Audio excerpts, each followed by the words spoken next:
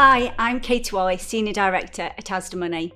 For Talk Money Week this year, we have partnered with StepChange, the UK's leading debt charity, to talk about the importance of talking about your finances. Each day for Talk Money Week, I'll be meeting with lots of different experts to talk about a range of topics, from relationships and finances to how finances can impact your health. Today I'm joined by Andy Shaw, Debt Advice Policy Officer from StepChange, to talk about managing your household bills and avoiding housing money pitfalls. Let's get started. What has been the impact of COVID-19 on people being able to pay their household bills? So clearly what COVID-19 meant for a lot of people was a big drop in household income. So they found themselves unable to pay not only things like their credit cards and car finance, but also those critically important household bills, things like rent, like council tax and your utility bills such as gas and electricity. Those were already an issue for people. Even pre-pandemic, we saw increasing numbers of our clients every year coming to us with those kinds of debts, but the pandemic has only made that worse, really. And tell us about your campaign, COVID Debt Rescue, and your proposal to the UK government.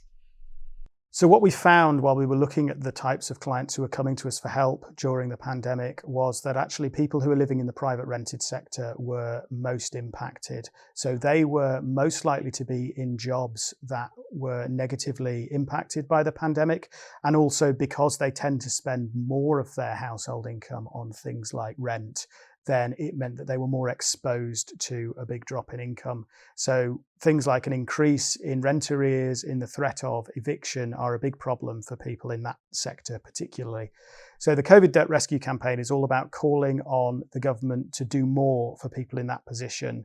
So we want to see a suspension in evictions so that people can't be removed from their homes as a result of arrears run up during the pandemic, and also a system of grants and no interest loans to help people to pay back those essential arrears and get back on their feet now that the pandemic is starting to wind down and people's finances are starting to return to normal. What more can be done to build awareness about money pitfalls and managing household bills? So there's a couple of things really. I mean, the first thing is for the support mechanisms to be in place. So for the government and for local authorities to have a system of financial support for people who have fallen on hard times. And secondly, an awareness that help is out there. So organisations like StepChange, who can give you help with your finances, who can talk to you about your money and put a plan in place to help you to deal with things moving forward. So just an awareness that that kind of support is there, I think can be really helpful for people. Thank you so much for joining us for Talk Money Week. To find out more information, head to Asda Money's website. Special thanks to Andy from StepChange. Tell us where we can find out more information about what you do. Yep, stepchange.org, that's our website. Lots of useful information on there about managing your finances and also links through to our free online debt advice tool.